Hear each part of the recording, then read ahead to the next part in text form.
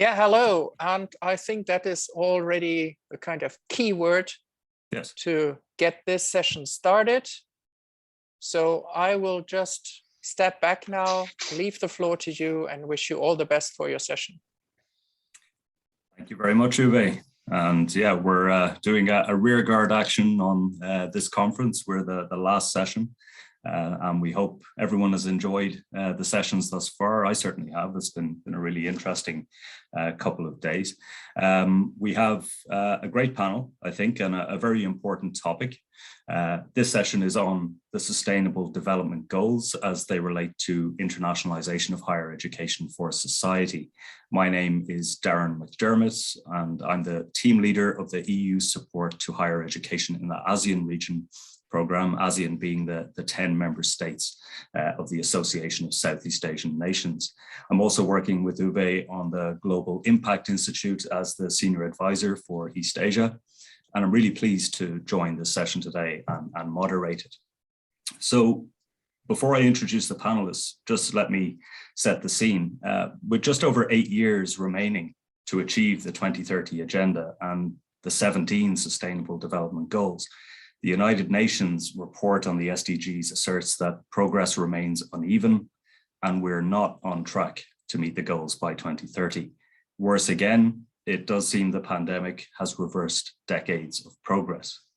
A mapping of the 17 SDGs, which have been divided into 169 targets or indicators, shows that government alone is responsible for 47% or 80 of the SDG targets, while universities alone can contribute to just 4% or 7 of the targets. On the other hand, universities can address 43% of the targets by working bilaterally with government or industry and in a tripartite approach with the two sectors.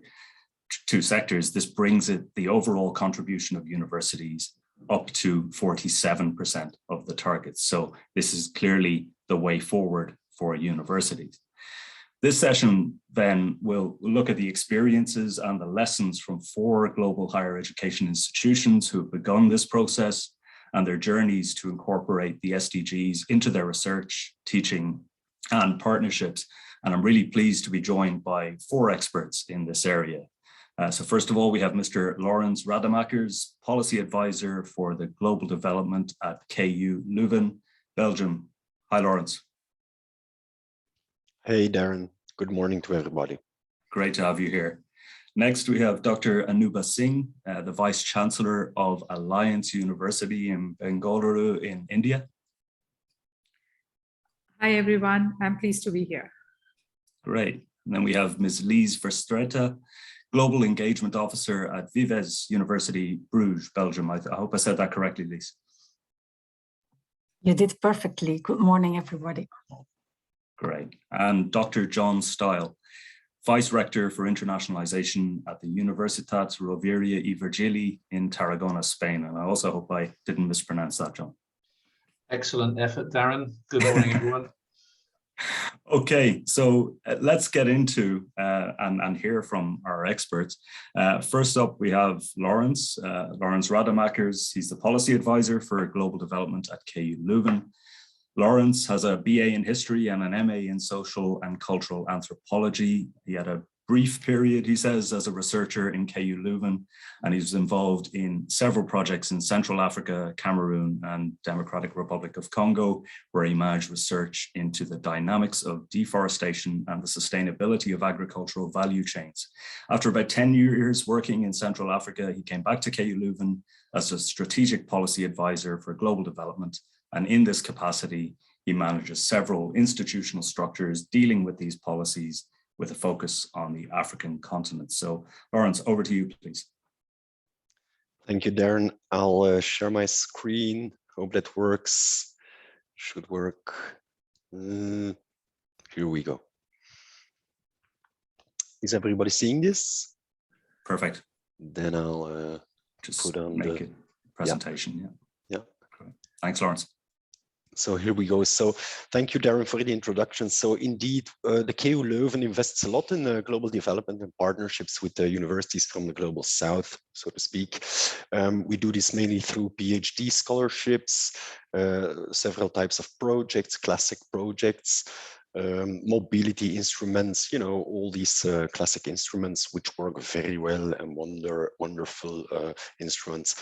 But, you know, at the same time, we see a tendency, especially when you look at sustainable development, it's a very complex issue. There are many people on board. There is goal 17, looking for partnerships for the goals. And so our question was, how can young researchers who are really in a pipeline to produce research, and it's a bit publish or perish, how can they engage in this complex field? And so we said we have to create a special type of environment for them to learn, to experiment, to fail productively. And that's why we developed this call and this space in which we ask young researchers to cooperate with a colleague from a country in the global south, together with a civil society organization there and a civil society organization in Europe. So that's already 4 partners, let's say. You could broaden this up, but we said, let's try to experiment in this first step like this. And what we do is we ask them to look at the SDGs together with the partners, try to define a problem, a complex problem. All of the SDGs are interlinked and intertwined, and they are wicked problems. That's how some call them. And then try to find solutions by co-creating a research question, a topic, a plan in a multi-stakeholder setting. And if you do that cooperating in this setting, you need some kind of a transdisciplinary research method or methods. So that's a tall order. And this is why we said, let's try to create a comfortable zone for these young people in which failing is a good lesson, can be productive. By the way, what is failing in a multi-stakeholder setting? There is no agreement among partners about all the issues. So it's a very complex dialogue and very, very fruitful for these young researchers. So you see these funding agencies, policymakers demand more stakeholder involvement, social impact, uptake of research results by many stakeholders. But where's the space to learn this? And this is what we offered. Our key enabler here was very simply this space in itself. We said we will not create an area in which people will tell you how to approach transdisciplinary research, how do you cooperate, coaches, consultants. No, this is all a learning process for the young researchers themselves. And offering this space with a budget, of course, is very appealing in itself. Cooperation, imagining wicked problems, co-creating, all this demands a lot of time. So this is our key recommendation. If you want to go into this, time is of the essence. Funding and budgets sounds a bit abstract, but this is of secondary importance. At the same time, be very realistic about collaboration and cooperation, words that seem so simple, but that open a cycle of very complex and dialogue, and in which creative tension will be there. There will be people dropping out, losing interest, picking them up again, trying to keep everybody on board, engaged. And that's a very difficult process. So this is what we would recommend. And I'll close up, if you allow me, with one. We have about 15 of these projects running now, and I'll give just one example of a wicked problem. There is pollution in a lake in Bolivia, Lake Popo. And so, okay, there is pollution. You can go there as a chemist and say, I'll try to solve this problem. You can also go there as an anthropologist and say, okay, there are indigenous people who use this lake for their livelihoods. but also they have cultural ties, spiritual ties to the lake. You can go there as an economist and say, okay, how about the fish stocks and the fishing industry there? So you see already it's about clean water, it's about biodiversity, it's about cultural rights, it's about economics, livelihoods. So you can approach this from very different angles. And this is why you need a multi-stakeholder setting and a transdisciplinary approach. If not, you will only solve a small problem of the wicked problem, and this will not change or have real social impact. And our young researchers in this team are doing great there. So they try to look at this object, this wicked problem from different angles, and they have already designed ways to cope with the pollution together with local communities. So it's a very interesting project. I'll leave it at that, Darren, if that's okay with you. And then I'm open, obviously, to questions, and I'm looking forward to hearing the colleagues also presenting. Thanks a lot. Absolutely, Lawrence. Thank you so much for that. I really like the idea that these processes and these projects are very iterative in their approach. I just had a question, in relation to iteration. We see a lot of design thinking in the area these days. Is that something that you found or seen implemented on the projects? Absolutely, yes. So we say we have these concepts, try to engage in transdisciplinary methodology. There are so many definitions, so many approaches, but this iterative thinking, this tension between goal-oriented thinking as an individual and then opening that up to a group who have other goals, this creates a nice interplay between these types of thinking, divergent thinking, let's say, and incongruent thinking. And it goes up and down. So the process that we have seen in many projects is, it's sometimes very simple in a setting. And you do a brainstorm with all these partners, and you discover that you're trying to find an object, but it's fuzzy. And then you say, let's pick out the best points on which we find common ground. You stick them up as a kind of a tool, an object to work towards. Sure. And then you go back open and you can start all over again and redefine. But in the end, you find some common points for research and collaboration. And in the end, the partners agreed to work on one complex problem that is well defined. Right. Then we do the more classic type of research with field work with the partners, sure. and then you should start all over again because you have found new ways to work, new topics for discovery and for research. So, but that's the space we are offering exactly, Darren, that you say. We allow for time and for some funding, you have to meet each other and not always here in Leuven, the other way around, in another setting, on the ground, in the field, and we provide that. Very few other lines of direction.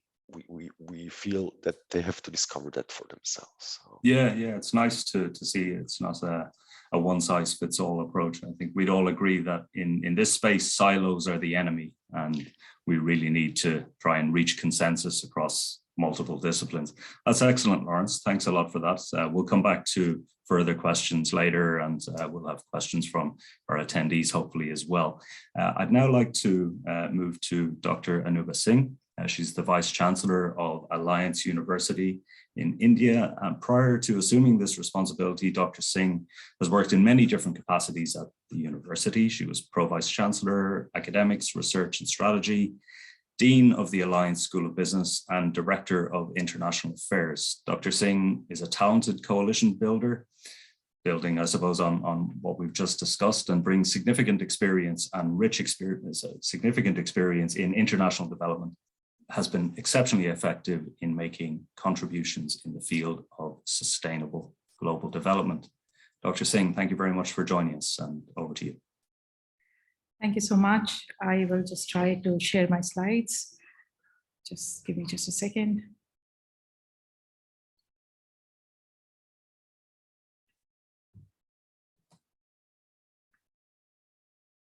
I am finding some difficulty in sharing the slides. Okay. Let's see if I can help you out.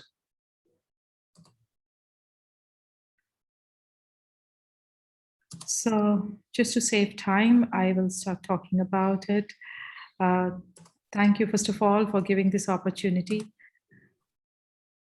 Let's see. Oh, thank you so much. Thank you. No problem. Can we That's move on fine. to the next slide? I'm just going to make his presentation, and there we go. Yes, all right. Thank you. So as you saw, I'm going to talk about sustainable living through Indigenous practices. This is a research carried about the Center for Social Impact and Research of Alliance University, which is located, the center is located in the suburbs of Bangalore, and it engages with the few villages in Bangalore rural locality to offer research-based, holistic and sustainable solutions to some of the persisting environmental and societal issues by identifying areas of immediate attention and implement feasible solution. So this particular research is aligned, or project, we can move on to the next slide, is aligned to the SDG 4. This is a project which is a comparative study of implementation of right to education, which is an act, or which is a law in India. And the study carried out in this particular region, which is an vehicle and electronic city of Bangalore. The research was conducted with objective to examine the implementation of right to education laws in this area. And by making a comparative study between rural and urban areas, the research involves surveying of government as well as private institutions, which are subject to the RTE Act, or the Right to Education Act, and analyzing the effectiveness of this act and scrutinizing whether the RTE norms are followed in schools or not. It's interesting to note that during the interactions, the researchers note, they spoke to, or they spoke on the differential aspects of right to children to free and compulsory education act of 2009 and how they can get benefit out of it. The outcome of the research with regard to the comparative study of implementation of RTE is that the government must put their prime focus on the transparency of selection of students in schools under this act, as the powerful or the privileged take advantage of this facility and get their children admitted by certain means, which is not okay, instead of the poor students for whom the opportunity is originally provided or is provided. So this has also been misused. At the same time, we need to make sure that schools and general public are aware of this act and its provisions. And lastly, initiatives must be taken to upgrade the infrastructure facilities of the government-aided schools. So this is how the project started. Now, what has been the outcome? That the center has adopted certain schools, I would say 6 villages, and all schools under these villages. And though these are public schools or government schools, but this center with the university fund is trying to educate students in, going door to door to make sure that students are interested, because they saw lack of facility, they saw lack of transparency, they saw they weren't any teachers. And, the researchers then made sure that there are enough messages to propagate to the local community in these areas to see that they are interested to come to school, and that the university and the center will make sure that each of these children in these area are not denied the right to education. And to implement this, the researchers have used various content, local cultural media, such as street plays, such as, folk songs to motivate students. So right from technology enabled infrastructure to use of local cultural media to construct the message, involvement of the local youth in developing content and propagating the message to the local community, sustained involvement of local community in tackling these issues. That is what this project has been doing. And I'm open to questions if there are any. We are also looking at, some kind of collaboration if other bodies and organizations are interested to carry out these kind of projects in other areas as well. Thank you. Thank you very much. That's excellent. I think it's a really, well, it's the preeminent area really in education. If there's no access to basic education, then everything further along the continuum is affected. Access to basic education was already an issue pre-pandemic. I sense that things have become even more difficult. Can you reflect on that in your context and particularly in the context of this project, Dr. Singh? Yes, so if you really look at the post or the COVID time or the pandemic time, access to education really has become, it's got very badly hit in especially these rural areas where technology has not reached. So the initiative that, I would say this center or this project has taken is that it's interesting to see that in India, even in the rural areas like these regions, everyone has mobile. It's quite a mobile mature market, and the lot of content is now being given on the mobile. We are also reaching out these children as well as their parents to ensure that they do the learning effectively without coming to the schools, especially when the government declared lockdown through mobile. At the same time, did a fundraising event to get some more second-hand or used mobile or donations of mobiles to be distributed in these areas to be given to children. So I would say at the moment, that is where it is. It's very preliminary or primitive, I would say. It has to be scaled up, but that's the limitation that center has faced. These are some of the challenges that center has faced. But then we are finding solutions, and we are also looking at doing certain fundraising events to make sure that these challenges are overcome.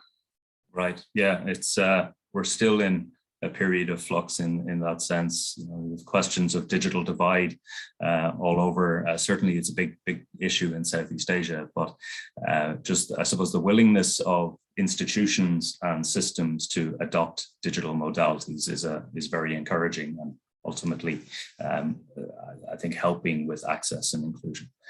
Thank you very much, Dr. Singh. We'll come back to more questions, I'm sure. And now I'd like to go to our next panelist, Ms. Liz Verstraete, and we're going to hear about a project in the Philippines. Okay, good morning. I will also share my screen.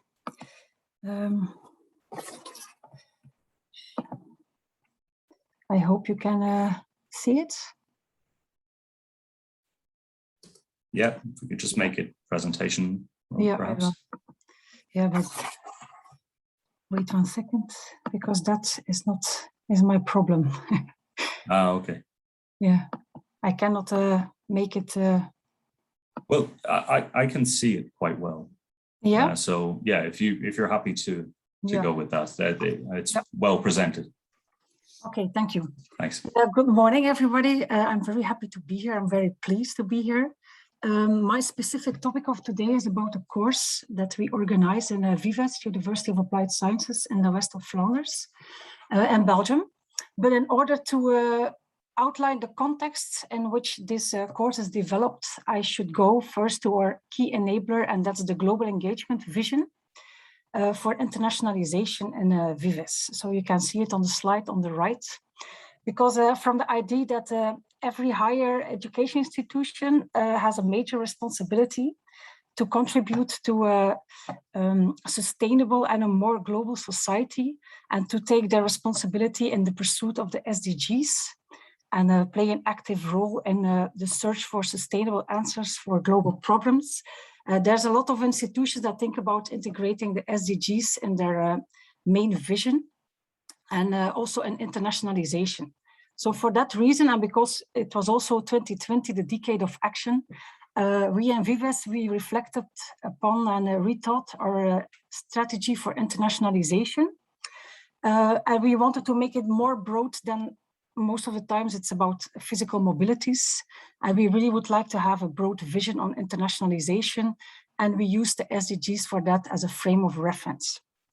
For that reason, we have a new vision on internationalization for global engagement, and we clustered it in the 5 Ps, and we linked it to the SDGs. But in the context of that, in the people session, we are organizing a course, and the name is Global Sustainability and Engagement. And it's an international, interdisciplinary and global engagement course with SDGs as a frame of reference. So it's a course of 3 or 5 ECTS. It's for our own students, it's for incoming international students, it's for our distance students. But since the pandemic, it's also for our students from our partners from the Philippines, because normally we always have like a physical exchange with these partners. But because of the pandemic, now these students, they can also enroll in this course. So we are having, I think, 180 students each year for this course. And I think definitely 1/3 of them are distance students from the Philippines. The main structure of the course, it's like 10 lessons, is always linked to the SDGs. For example, it's about migration, about ocean literacy, it's climate change. So we always structure it around the SDGs, and there's always an expert in the class. So we try to involve a local expert from Belgium, but we also try to introduce our international experts in that class. And it's about global challenges and global topics. We like to integrate the 21st century skills. It's also a course where they can choose between a research track, where they do research in interdisciplinary, international, intercultural groups, also with the distance students involved about a certain topic linked to the SDGs, or they also can do an engagement track where they link it with community service learning. It's also, this is like local students, but they are international students separately from the distance students. So this semester I had 2 groups in Belgium are doing community service learning, one on sustainable food for students, one on exchange between European students about sustainable topics. And the 3rd group, I have a group in the Philippines who is doing outreach, ocean cleanup, this kind of things. So that is the engagement track. It's a very interesting track and it's nice to have it. And then I go to the 2nd slide, but that's also not possible, Darren. I will stop sharing. I will share my screen. That's maybe easier instead of sharing the document. Okay. My screen. And it's also, I cannot go to the next slide, Darren. Maybe I can try and help you, because I think. Thank you. But I think we did, yeah. Unfortunately, Lise, if you're happy to talk around it, I think we can get the idea. I mean, you know what's on the slide, so yeah. I know. Thank you very much. I would talk, okay, I know. So it's about the research track and the engagement track. And then our key enablers are the fact that we have this global engagement vision and Vives, but we also have a project in Vives where we support staff to integrate the SDGs in their course, but also integrate international partners in their course virtually. So that's the Global Engagement Changemakers project. And this also encourages other teachers to implement and integrate these SDGs in their course. I have to tell you, my main challenges are the distance students, to coach them on a good way with the engagement track. But that is also my tip and trick for the rest of that. It's about, as Lauren said, it's about giving time. But it's also about flexibility. It's about flexibility on the content, depending on the students and what their interests are. It's being flexible about the coaching of the students. But I think anyway, it's a very interesting topic to have the SDGs in your course. And when I see what students are doing in their engagement after the course, I really think there's a lot of engagement in the younger generations of today. And I really have a good hope that we will yeah, we will have the SDG, we will achieve the SDGs in 2030. So that's my story. Please, thank you very much. And I realized that in my excitement to get to your project, I failed to introduce you properly. So allow me correct that now. Just to say that Lise joined Vives University of Applied Sciences in 2013 as a lecturer in geography education at the teacher training department. And since 2017, she's been working as a policy officer in the Global Engagement Office, where she focuses on global engagement, global learning, and global citizenship in higher education, but you knew that already. She's also a lecturer of several courses related to these topics and focuses on global projects and partnerships, coaching lecturers through the internationalization of their curriculum. I think it's such an interesting area, such a growth area. Do you think the higher education sector was overlooked, in the Millennium Development Goals, and really it's only been, I suppose, woken up to, and that the role that higher education plays has only really been realized since the initiation of the SDGs?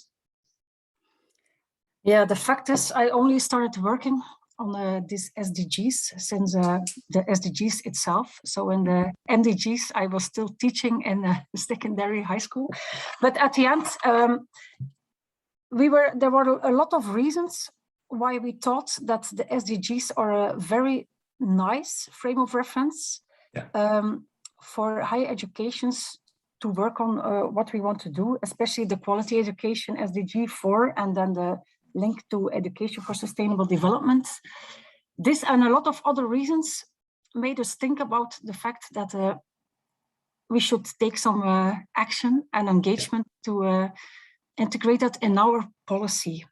So now we look at from the strategy of internationalization, but I feel now that since we have this project where we also support lecturers in doing that, it's also getting there. The visibility in the University of Applied Science with us is bigger. We're getting there, but it takes a lot of time. Mm-hmm. But at the end, I think it's very important that we take it into account in our policies. Yeah. There seems to be a natural link between internationalization and the SDGs, and it's a natural home for it. This is fantastic, Lise. You paint a much more optimistic picture than I started off with, so it's good to hear that as well. Thank you, Lise, and we'll now move to our final panelists, and it's Dr. John Stile, who's been Vice Rector for Internationalization at the Universitat Rovira i Virgili in Tarragona, Spain since May 2018. During this time, he's overseen strategies for internationalization at home, internationalization of the classroom, including collaborative online international learning training for academic staff, training in internationalization for administrative staff, and the SUPTI program, which I'm sure if you're familiar with the Global Impact Institute and Uwe, you'll know all about. A lot of his energy has gone into bringing URV into the Aurora group of universities, and we're going to hear a little bit more about that in a moment. And he's an institutional coordinator as well as being responsible for the Aurora Institute. So pleasure to have you here with us, John. Over to you. Thank you very much, Darren. First of all, I'd just like to say that I'm very, very, on behalf of my university, we're very happy to form part of the IHES initiative. As Lisa said, this idea, the international units in many universities are leading the way in terms of understanding how to extend the ambitions within the university into our community around us. And that's one of the points that I'll be bringing out when I point to 2 or 3 things we've done in our university, which I think are maybe interesting examples. The first obvious point I would like to make, and I'm resonating with what's gone on ahead, is the whole point of making a very determined decision to make the SDGs visible in all of the documentation in our university. So simply to raise consciousness, because I think that even though the definition of the 17 categories is excellent, a lot of those initiatives were already underway before. And so a lot of it has to do with simply raising people's awareness. And one of the ways we do that is to make sure that in all parts of our policy, the icons are there so as to remind people how everything is focused towards these very, very important objectives. We heard some interesting projects from my colleagues on this panel. I think that I would like to tell you about one that my university is leading.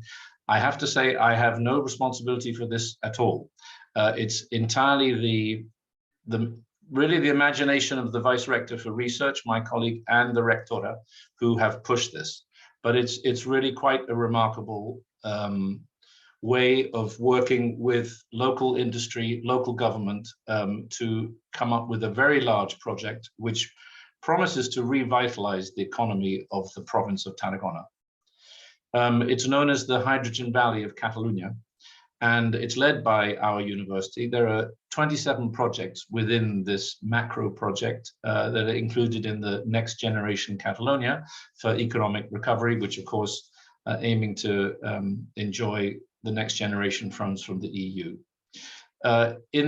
We brought together more than 130 public and private entities, and there are 30 projects in areas of industrial chemistry, mobility, circular economy, and the infrastructure for hydrogen, plus all of the research, development, and training that needs to happen in order for that to become a reality. The project was presented earlier this year in May in Tarragona, and it was presented between the Rectora of the URV and the then Vice President, now President of the Generalitat de Catalunya, which is the local government of the whole of Catalonia.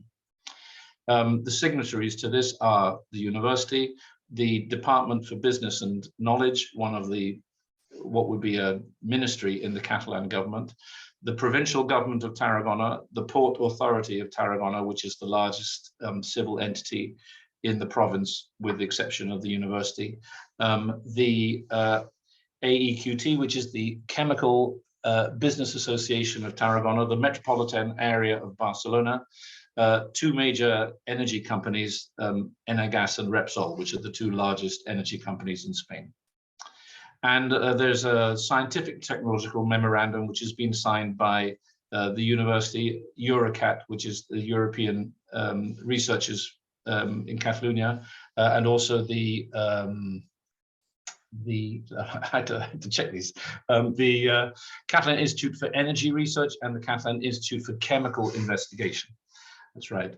So, I mean, this is simply, well, I think an exceptional example of how a university can actually lead on a very large project to bring many, many multi-stakeholders into focus. And then the final thing, going back to the idea of visibility, Darren mentioned that my university now forms part of the European Union, European Universities Network, the Aurora network, which we share with a number of universities throughout Europe.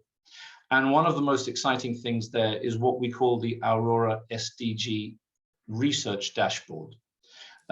This allows anybody to come into this app and click on any of the SDGs, and they can immediately see the total coverage of the whole group's research on any of those SDGs. If they click on a particular university member, they can see exactly who.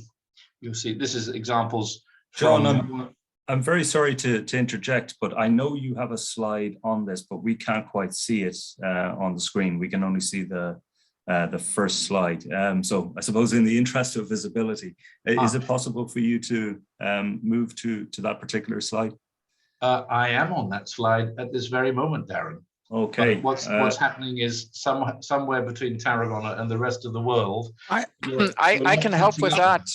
It's a problem that sometimes seems to appear. What you have to do is you have to go on what in Catalan is then the I don't know, but the slideshow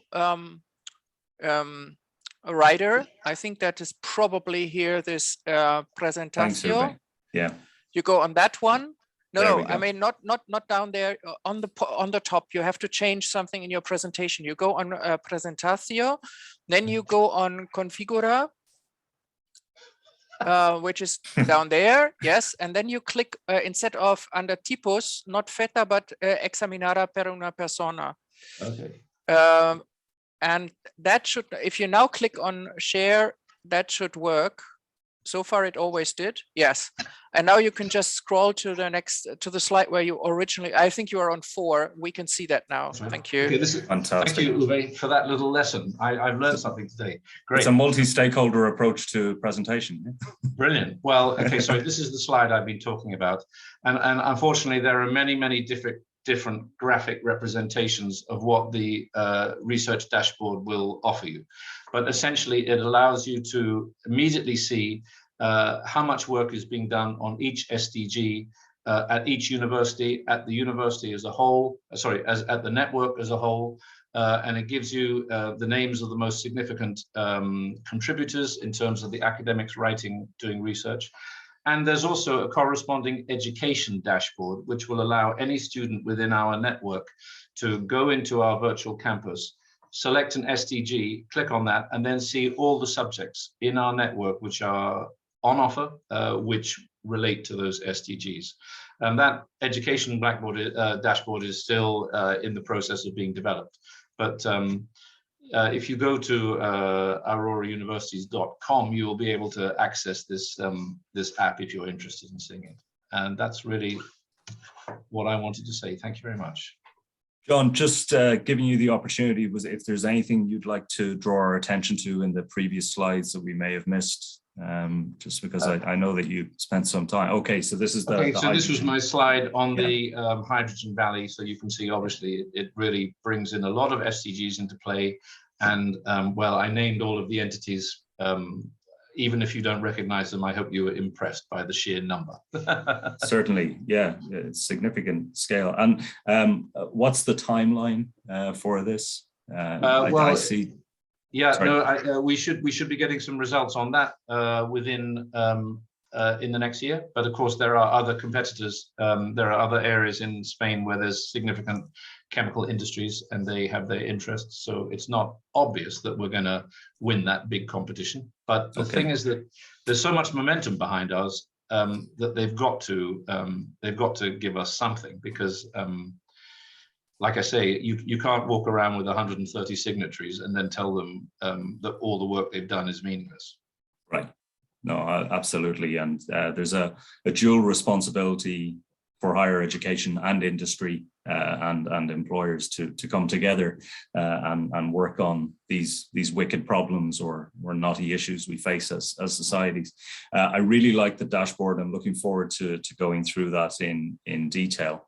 And just from a personal perspective on the SHARE program, we're increasingly looking at the SDGs in our upcoming work plans. So I think I'll be coming back to you and asking for a bit of input on that, and perhaps you'll join us. Perhaps you'll all join us at our next policy dialogue in the region. I realize we're getting up on time, so I'd like to give you all an opportunity to maybe give a final statement, and hopefully an optimistic one, more optimistic than the information I started the session with, on what is the key message that you would give to the audience on how to engage with the SDGs as an institution or as a department within an institution. There's clearly a lot of potential, but sometimes there can be competing demands. So how do you get the buy-in politically and the engagement within the institution and around the institution from society? So we'll come back to Lawrence and maybe hear from him on his views and his experience in this area. Well, we also at KU Leuven try to integrate the SDGs into the university, into research, education, outreach. It's a very complex matter, and it's about raising awareness, also identifying which SDGs would you like to work on, So it's a mix between bottom-up processes. There are many projects already going on. You can hook them on to SDGs and further on that. But there are also top-down decisions. And for example, we invested in MOOCs, you know, these massive open online courses. Sure. Dedicated to some important SDGs. So top-down decisions are being taken, bottom-up processes are running. But what I think is the most important thing for a university is to be more extraverted, you know, open to society. And it's more easily said than done. Eh? So how do you do that? There are competing demands. There is only so much available, money-wise, for sure. But I think we are all dependent on each other in this. So the multiple stakeholders in our society have to cooperate. That's just a need.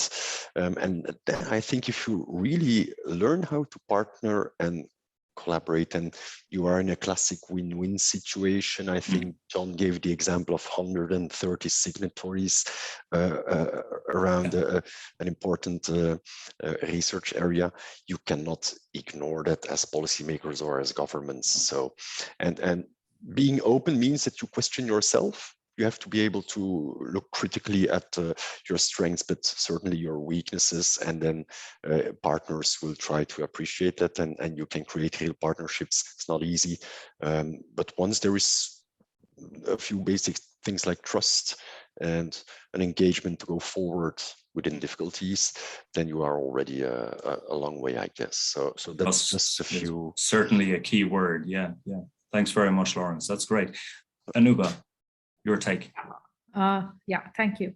Aligned to the Sustainable Development Goals, our scholars are committed to the principles of responsible research, which are embedded in the core curriculum of our education. We call it Alliance Education, and shape how students at all levels are educated. It also reflects in the way we have structured our research efforts and the centers of excellence. Our centers of excellence and departments have made significant contributions to ensure that our research impacts lives associated with the community in the vicinity of the university. Talking more about SDGs, research and innovation by Alliance faculty members is distinguished by their commitment to creating knowledge with power and practice aligned to various goals of SDGs, not just SDG 4, though for this presentation I limited it to SDG 4, and translating this intellectual ambition into scholarly work also translates into societal development on one hand. On the other hand, research articles, patents, funded research projects continues to be a key strategic priority for the university. I mean, it's a win-win, but you have to be embedded. Lise and John, I've been told our time is short, but very quickly from you both, please. Yeah, very quickly. We all know that we live in a very complex and challenging society, and I think it's the responsibility of institutions of higher education to learn and to teach and challenge staff and students to cope with that. So for that reason, I think the SDGs are the perfect hook or frame of reference that we all should implement in our institutions. That's fantastic. And John? Yes, I would echo Lisa's idea. I think it's an excellent idea to make the students aware of how the SDGs are impacting on the subjects that they're studying. And also, I totally agree with Lawrence that the idea of the university becoming a more permeable institution, permeable with the society around it, which is, of course, what the IHES project precisely is demonstrating. So that 43% that we can do with other entities, I mean, that's the reality. So I don't see that as negative. Actually, I see that as that's the challenge. And very much in the tradition that universities have always had in society. And yeah, we should draw on that rich hinterland as well. Thank you very much all for fantastic insights. I really enjoyed the discussion. I'm sorry we don't have more time. I think we could go for another hour on this, but I have been told our time is up and we'll make room for the next session and the next discussion. So I'll hand back to Uwe now. Thank you. Thank you. Thank you so much. I just have to demote Carlos because he is in time, just slightly too early. I just demote you. And I just wanted to thank you all. That was a very interesting session. And I think it's also, it's wrapping the conference nicely because we started off with the first key panel session on the SDGs and the relevance for internationalization. And we basically close the panelist sessions on exactly this topic. And the closing session is then more of a kind of a look into the, what is it in English correctly? The looking glasses, the kind of, crystal future. ball. Yeah, the crystal ball, exactly. So thanks so much. Excellent session. I liked it an awful lot. And now I have the great pleasure to demote all of you, down to attendee stages, just to use my enormous power here. Finally, I have some. Thanks so much. Take care and stay safe and healthy and have a great Christmas time. Bye-bye.